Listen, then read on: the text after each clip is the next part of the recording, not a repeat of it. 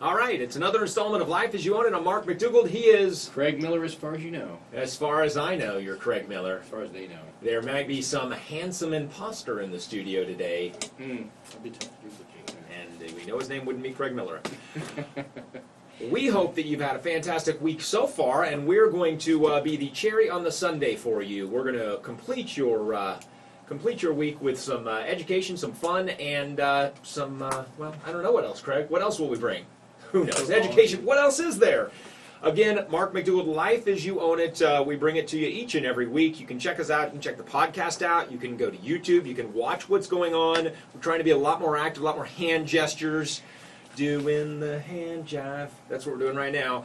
So if you check out the show, you can see that we like to have some fun. And Craig is doing magic hands now. I don't know what it is. But it's the roof over your head show. Everything, whether you are buying your first home, refinancing, you're navigating how to get your best deal on insurance, trying to improve your credit score, determining what ROI, what's the highest ROI you can get for a remodel project, ensuring you've got your will in place. So much. Everything that falls under the financial roof over your head, whether you're a renter or a aspiring home owner, or whatever it may be. We're going to give you some good information. Today's show is no different.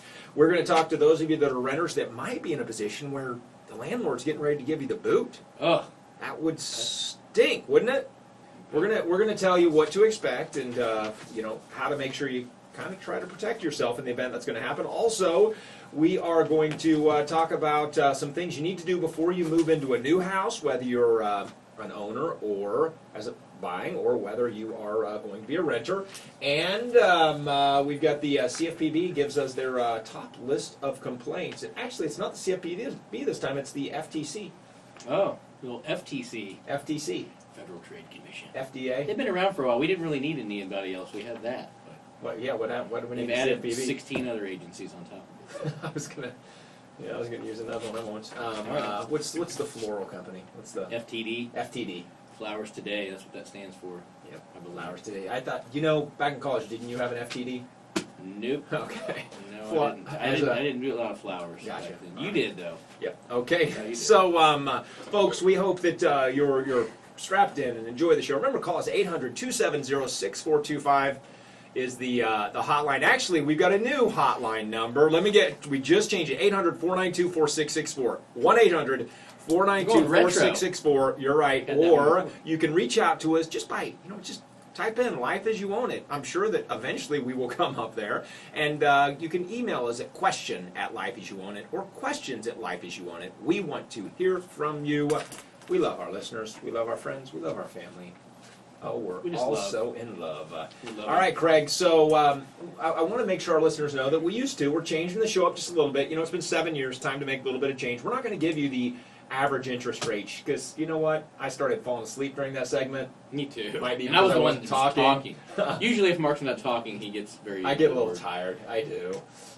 So we are going to make sure that you understand that regardless of your scenario, you've got to be an educated consumer. You've got to shop around. We're going to continue, though, to do what is our favorite segment. We hope it's yours, the Should You Stay or Should You Go segment, where you give us your scenarios and we tell you whether you should get out of that relationship, get out of that mortgage, get out of that rental situation, or get out of that job. So give us the overview. We will quickly and concisely, if I'm giving the answer, tell you to get the heck out of it or to stay where you are. And if I'm giving the answer because I don't have as much opportunity to speak, he likes to hedge his bets. I'm going to give long answers to compensate for me not getting to do interest rates anymore. So just be prepared. From now on, you're going to get all the thorough details that you may not even care about. That's right. So that's my plan. What color ink did you use when you signed on those documents? That's right. Okay, so Craig, it should have been blue. It should have been.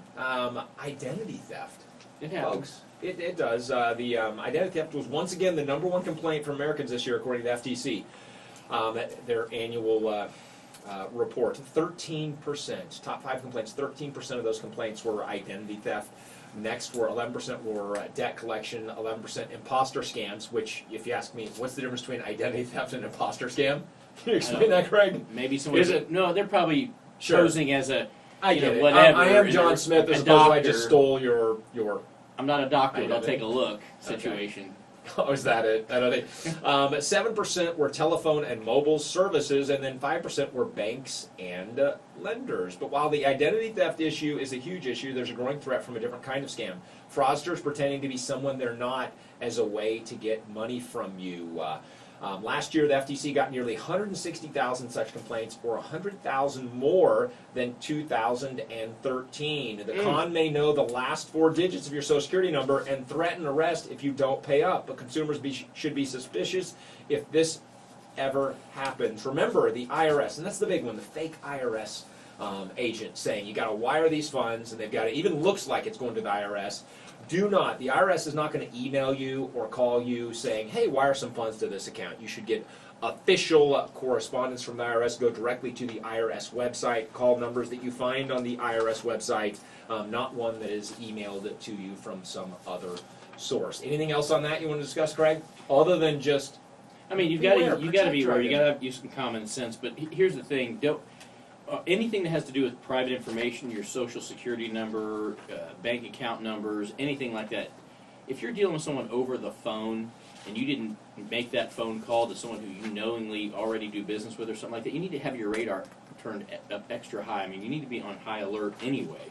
If you get a phone call from someone while you're sitting there eating dinner saying anything and they're asking for private information, I think it'd be best if you verify, get their website, get their phone number, get the person's name you're talking on the phone to, extension, whatever, hang up the phone. Get their credit, get their social. I'm going to need your social before I get write all that stuff down and then pull their credit. Now, but seriously, get all that information, say, I'll return the call, you got to do a little research on this, get the company name, all that stuff, and make sure you check your facts before you start discussing with them. Because legitimately, a collection agency may be calling you, but you might want to make sure it's a legit company and all that stuff. Yes, and the email ones, the internet one, that's the biggest area where it's growing so quickly, is that people are getting information, it looks official, it looks formal, and then they provide their information. The classic one is they're guessing you may have an account with them, and they say, oh, all we need is your social to log into your account. And there you go. You provide them your social, and boom. Your mother's maiden name. That's all we need. Yeah, your social, your mother's maiden name. And what your first job was. That's right. Okay, so let's move on. So speaking of interest rates on home purchase transactions, 4% mortgage rates are here. So what does that mean? I could say if we're speaking to the older set with a good memory, they're going, no way, 4% mortgage rates are here? It's interesting that this is said in the negative. It's going, right. Oh my gosh, can you believe 4% interest rates are here? Bottom line, folks, is what does an eighth or a quarter an interest rate mean to your payment?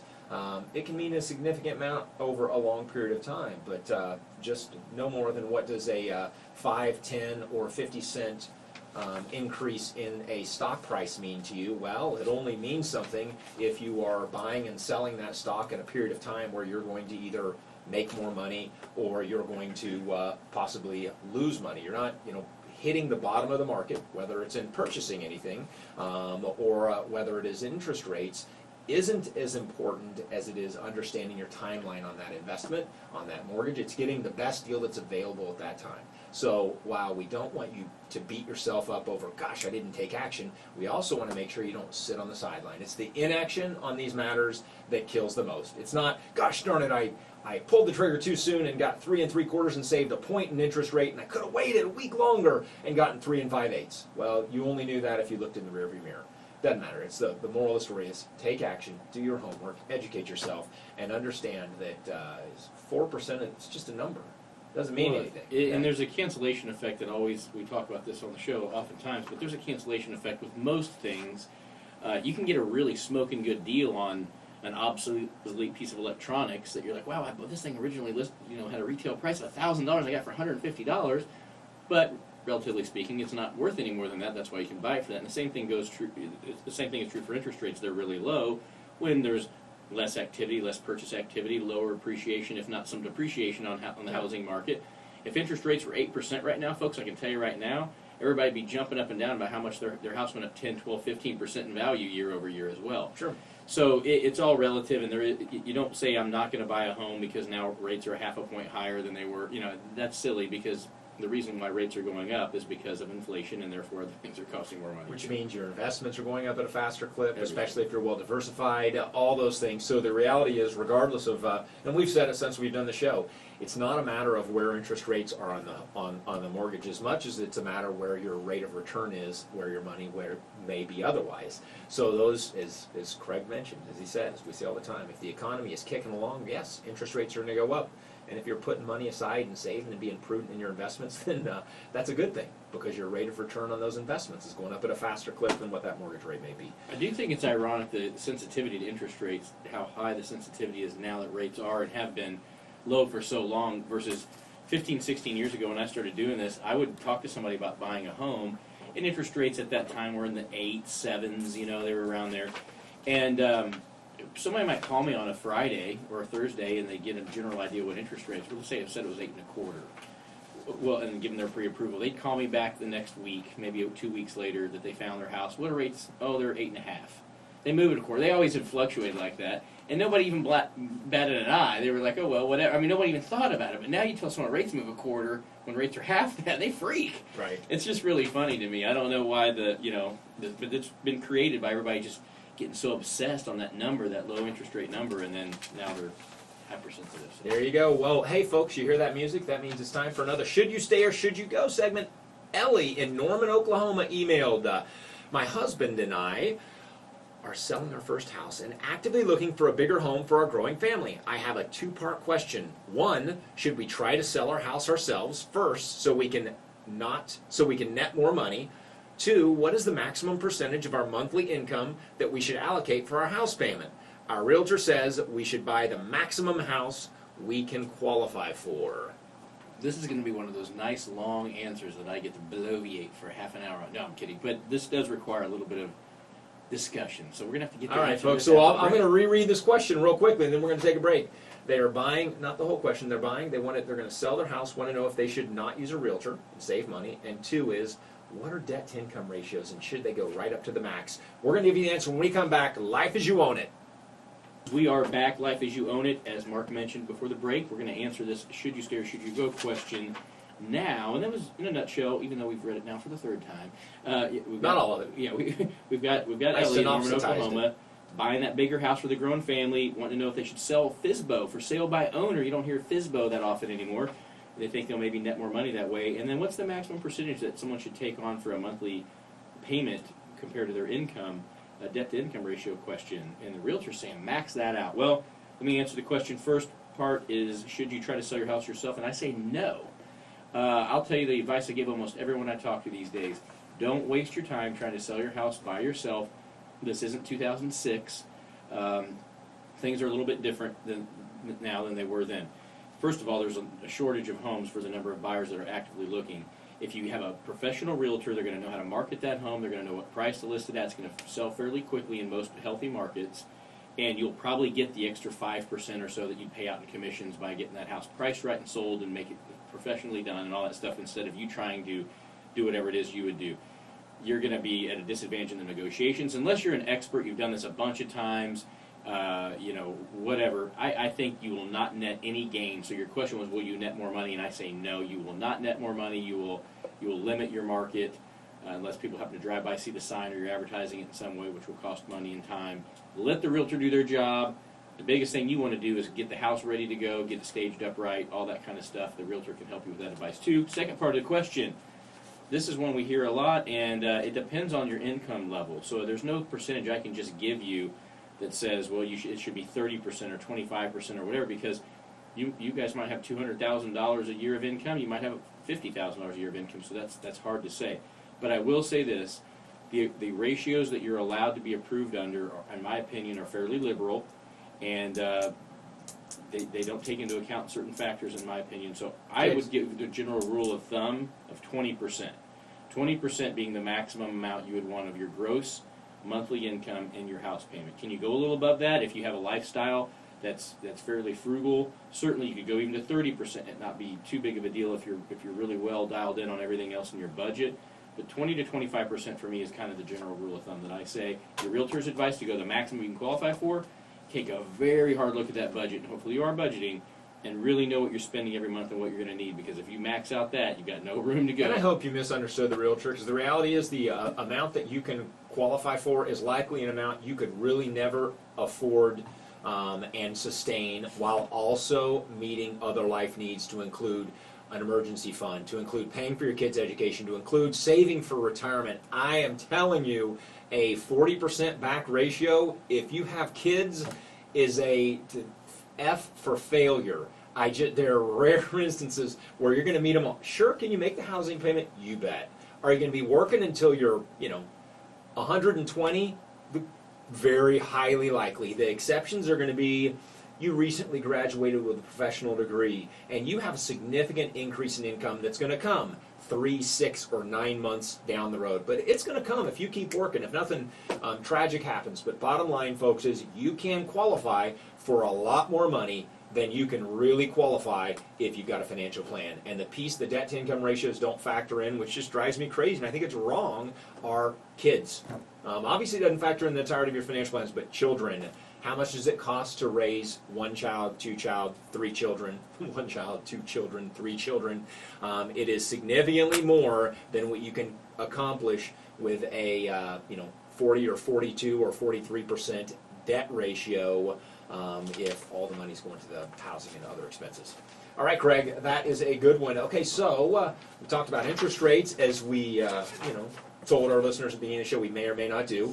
And let's talk about a recent study that shows, and this is thanks to our friends at credit.com, homeowners and appraisers rarely agree on property's value. And for the vast majority of the past decade, homeowners have been overvaluing their homes. No way. That's not possible. We think our home's worth more than an appraiser does. In May, there was a 1.15% gap between what consumers thought their houses were worth and the worth determined by appraisers. It's the first time in 22 months that homeowners overvalued their properties by greater than 1%. Do you believe that? And this is according to a study by Quicken Loans.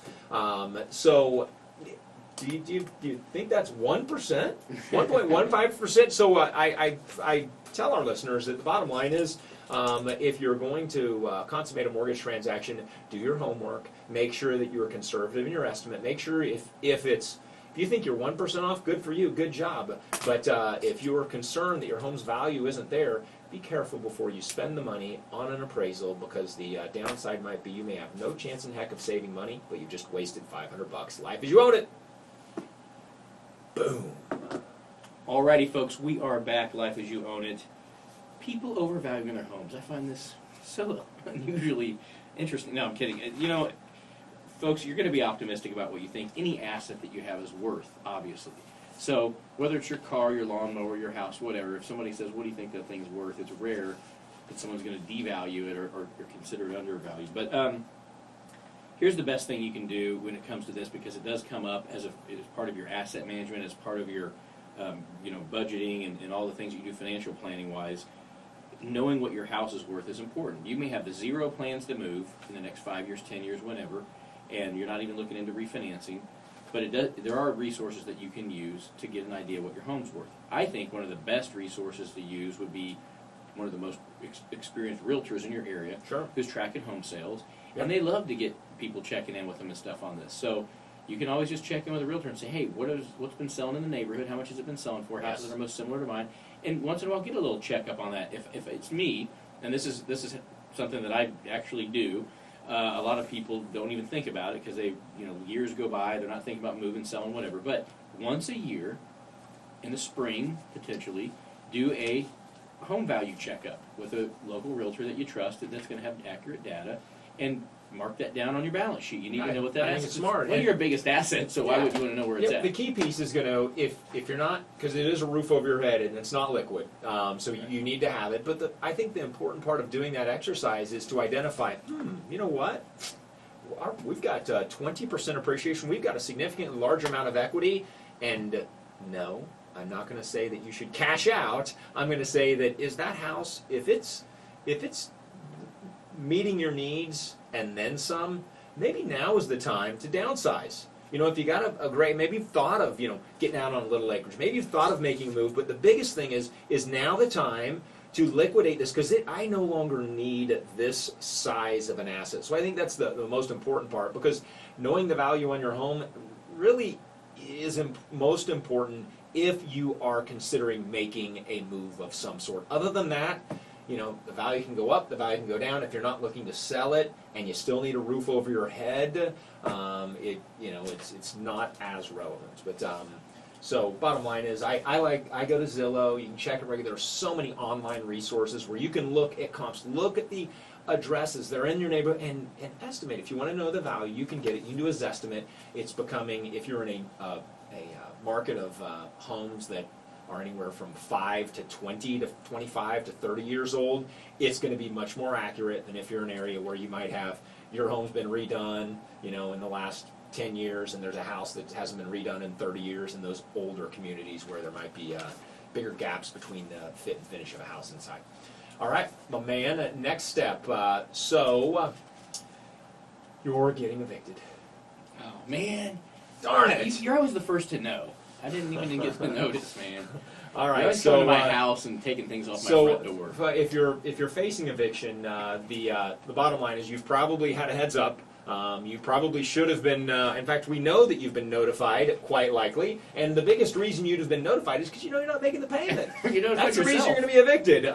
So for whatever the reason, there's a legal process that can vary slightly based upon the state that you live in. So here's some parts of that legal process. First, you should be given notice. If your landlord tries to force you out by just changing the locks or saying, get the heck out, in most every state that I'm aware of, that would not be the due process. That is not the legal process they must go through. In most states, they're required to give you a 30-day notice to vacate. They're also required to tell you to pay rent, bring it current, or they are going to, with X number of days, or they then can begin the process.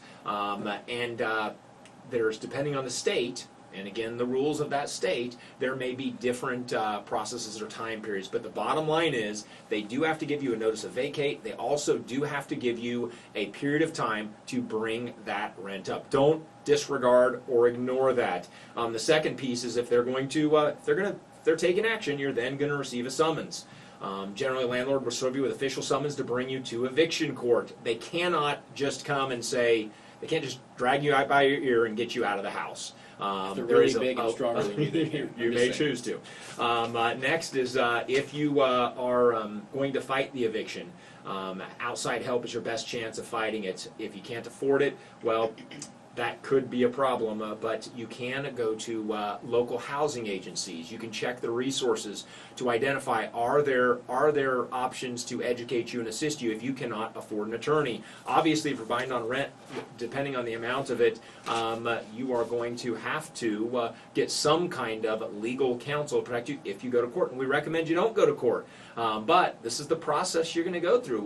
The fourth step is, the judge is going to give you a decision. He's going to listen to both sides. And part of that might be, you can have a legal reason for not paying rent. Maybe you're not paying rent because the house has some material defects. Maybe the landlord is behind on their responsibilities to make that a safe, livable place, and you're holding back rent because you believe you have a viable right to have that. So there's a good chance, if you go to court, that you may be in a position that you can come out ahead. But the bottom line is, the judge, his goal is not to make you homeless. But if you have a legally binding contract, if you're significantly behind on paying that rent, and you don't have a darn good reason that primarily is because the landlord has not fulfilled their part of the job, then you're going to get kicked out on the curb. Last is the eviction. The landlord can't evict you himself. It's got to be your local sheriff or marshal. They're going to come and they're going to escort you from the property, and that is not going to be any fun for anybody. So the bottom line is, hopefully you never get to this point, and how to avoid it is, when you're first served notice, comply immediately. Don't hide it in the mail. You've got to if you're given legal notice, comply immediately. If possible, pay back rent with the help of legal aid if necessary. Stop violating the lease, and if a 30-day notice is served, use that time to arrange housing so you don't overstay your lease. If your credit has been dinged or damaged, just know that those collections, especially if it's possibly a rental collection, that may impede your ability not only to get a credit card, could impede your ability to get a home, and it could impede your ability to get a job. So tough stuff, but you do have legal process. But when you get served that notice, don't just the landlord goes, get out of the house, I'm evicting you. Well, no, it doesn't work that way in any state. You've got the legal process. If you've got a month-to-month lease, they don't have to have cause for. There's no lease agreement outside of that 30-day window of a month-to-month. So just keep in mind that if you do plan on staying somewhere for a long period of time, don't sign a month-to-month lease. If you're interested in being there for any decent period of time, at least get a 6-month lease. But that protects you a little bit. If you sign on for a month-to-month, a landlord can just without cause give you a 30-day eviction notice, and you got to get out in 30 days because you've only got that 1 month you paid for. They can choose not to collect any more rent from you, and you have to move at the end of that 30-day window. Sure. And there's a number of reasons why that could happen. If they want to sell the house, or a family member becomes homeless or needs a place to live and they want to move them in. I mean, I've seen this happen. Yeah. So just if you have plans to put some roots down, try to get as long-term lease as you think is reasonable. And hey, last little tip for you. Finding a place to rent and signing that lease is the same type of responsibility to sign on for a mortgage. If you haven't budgeted, if you haven't looked at your expenses, if you haven't made sure that you can really afford those rent payments, don't just get excited about moving to this new place and you don't have any credit requirements necessarily the same as qualify for a mortgage. So it's sometimes easier to overstep your boundaries or your qualifications on a rent situation. So please sit down, do the math, make sure you can really afford what you're getting into, both short and long term. Because we see that a lot. And number one reason why people end up getting evicted is because they took on more rent than they really could afford. Just like they took on more house than they can afford when they bought. It's a legally binding contract, folks. We're telling you what's going to happen if you are in the process of being evicted. There can be instances where it's not because you're behind on rent, there can be instances, but you've got a contract you default to. Doesn't matter if it's an inconvenience to you. Look at your contract, and that's what's going to hold up in the court of law in most instances. All right, so whether you've been evicted or not, you have either sold your house, you're going to move to another place, but here are 6 things you need to do before you move into a new house. Number 1 is what, Craig? Before you move to your new I house, you got to change your give you- address. Yeah, that's a key one, folks. Make sure you don't forget to change your address with the Postal Service. You may have personal mail you want to receive. I mean, who receives personal mail at their house anymore? You get a lot of junk mail. Okay, I do get some personal mail. A little, not much. I mean, we communicate. No one sends a. You ever get a letter anymore? I still like paper bills for some of my bills and stuff, like utilities. I mean, I get the email, but I also like to have that paper for my files. So you also like just randomly going along, pulling off the side of a road and chopping down trees. I do that. Just going, another dead tree. I do that, and then I hike it up on my shoulder, and I run usually about a mile. I'm sure you do.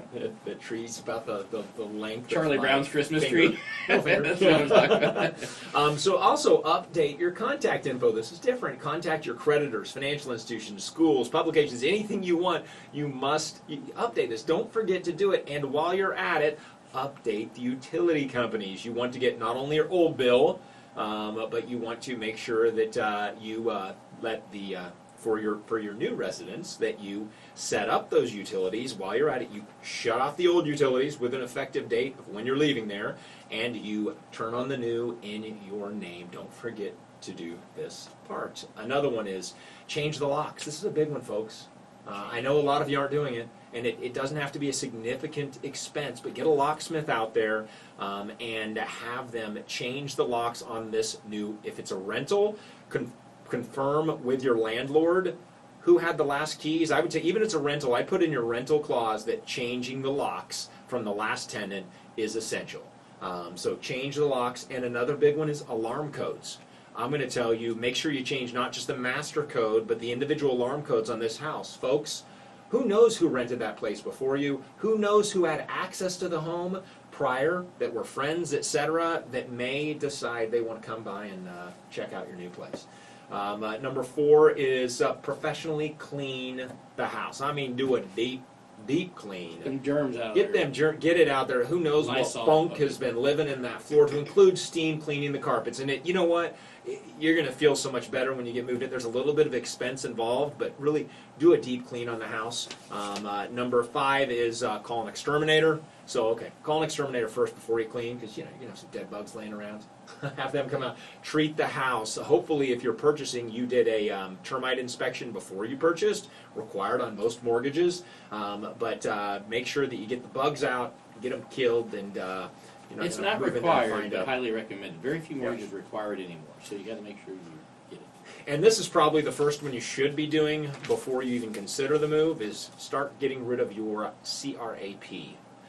You don't want to move your stuff a bunch of shit. Trust me, we all have too much stuff. Start in your closet. Get rid of those T-shirts you haven't worn in 17 years. Shirts that you have. Probably. Get rid of your stuff. If you're not using it, why move it to another place and let it sit somewhere until you move it to the next place? So get rid of your junk. All right. What do you think, Craig? You good? I think do you abide by those? Do you do those? You know what I haven't done? You know what I don't do every time? I change the alarm codes mainly just so I can remember them. I haven't gone through and rekeyed the entirety of my house. I do that. I do it when I lose a key. I'm like, whoops, I don't have that key. I don't go through and rekey the house. And that is one that, folks, you need to do each and every time. Yeah. I did on this most recent house when we moved, but that was for another reason. Yeah. I didn't want the last tenant coming in. Okay, so let's see. We're going to be evicted. We've talked about that. Now, you know what? From millennial to millionaire in 5 steps. I think you can do it in 4. I'm just going to say, but we'll roll with the 5. All right, folks. So millennials, they are the up and comers, the largest by. That's the Gen Xers, and they are the ones that are. What's sorry, the not Gen X. They're Generation Y. Yeah. What's the cutoff date for their birthday? Y, not X. I'm a Gen Xer.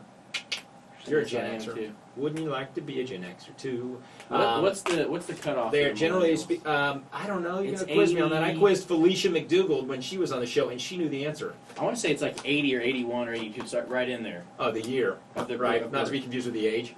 Yeah, that would be Generation Z. Well, obviously, you're at the end of the age. alphabet and the end of the road there. You want if you're the age 81, range? 82. I'll get it for you. Keep talking. All right. Okay. So we're going to talk about when we come back from the break the 5 steps that we think, that we agree you should consider taking. And I believe, folks, these aren't only applicable to millennials. They can be applicable to any age group because they are basic and they are simple. You just have to have the self-discipline to do them. Also, when we come back, we've got another should you stay or should you go segment. Craig, what is it? You want to give the tease on it? Little tease on Real it. quickly. Roger in Biloxi, Mississippi. Roger in Biloxi. We're going to answer your question when we come back. Life as you own it. Boom! We're back, folks. It's the final segment of the show. We hope you've had a great time. We know we have. And if you want to reach out to us, 800-492-4664. Give us a ring. We're here to answer your questions. Or email us, questions@lifeasyouownit.com. Or get to, Heather is saying, go ahead, speak up, Heather. Don't whisper, Facebook. I can't read lips. My hearing is good. Twitter What's that? and Facebook. Oh, go to Facebook, and you can see actual pictures of the chimpanzees, Craig and Mark. I am Bill. Okay, I'm more. You know what? I look a little more like an orangutan. You What do I look look like a like? chimpanzee. I don't look like a chimp. I Your, look your like a ears gorilla. and you do. Or from the back. Orangutan. Yep, the baboon from the back. Okay, folks. So remember, we want to help you out. We want to be your source of information, and we also are open to your constructive criticism, though it must be constructive. Right? Craig, Apparently so. So let's talk about Roger in Biloxi, Mississippi. Roger in Biloxi, Mississippi. Go Go ahead ahead. and read the question, Craig, since I seem to Well, have lost the question. First of all, my stack of paper right Roger here. has to say, great show, guys. My son just got out of the military, and he is home now. Congratulations and thanks for your service, by the way, son of Roger in Biloxi, Mississippi. You know, I hope he was in the Army, but I hope he we'll was still in the answer your Army. question He was even if he wasn't. He probably had the same job that you had in the Army, a tail gunner. He is pursuing a few different job opportunities right now. I'm a veteran myself. Okay, backing it up. He's pursuing a few different job opportunities. You're right just now. thinking of when you were in the Navy and you're just losing your train of thought, aren't you? I'm a veteran myself, but never Long used tours my of duty on the VA ship. loan option himself. My son found a house that he wants to buy, and houses are moving quickly. We wrote a contract on the house. He wants to list me as a cosigner. I'm getting nervous about this. My son doesn't have any income to qualify, but I do believe he will land a good job soon. What do you guys recommend, cosign or not? So we got Roger, who's a veteran. His son's a veteran. He understands he's got the option to take a VA loan. He can co-sign for his son. be a co-buyer, non-occupant co-buyer, and they will use the dad's income in order to get the son into this house. But the son hasn't landed a job to sustain paying the payments on that. Here's my answer. It's real simple. You're going to make the payments so long as your son doesn't have a job, because you just said yourself he doesn't have an income to sustain the payments. So what you need to ask yourself, Roger, is are you okay making some or all of the mortgage payment until your son lands the job? And if the answer to that is no, then don't co-sign. The answer is yes if you say, if my son can't get it together on the job or he comes up short 1 month, I'm willing to take up the difference and it's not going to wear me out or hurt our relationship. Most people get into co-signing because they're trying to do a good thing to help a family member or friend, but they're not answering the question. The question is, when you co-sign, the question you should be asking yourself is, am I willing to do what I'm saying I'm willing to do when I sign these papers? And if you're not, then you don't do it.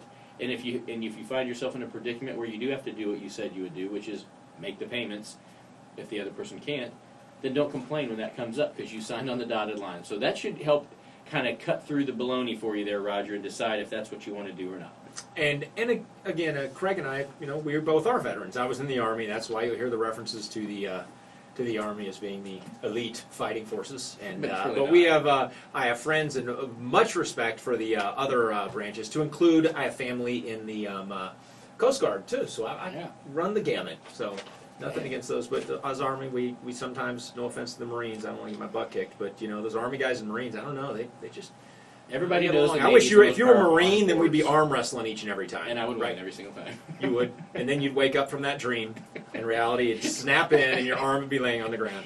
Okay, folks. So real quickly, so this is Christine Romans. I want to make sure she has a new book that is titled "Smart is the New Rich Money Guide for Millennials," and here are her 5 steps for millennials to become millionaires. Number 1, save early. Number 2, save a lot. Number 3, live below your means. Number 4, pay yourself first. Number 5, no excuses. You know what? I would think that Christine probably has listened to our show. If these are the 5 attributes of becoming millennials, she has to. So I think they sound basic, don't they? And they are, but they apply to any age. I don't care if you're a millennial. I don't care if you are a baby boomer. These are the things that you can do today. The younger you start, the greater your opportunity to achieve your goals are. But bottom line is saving early.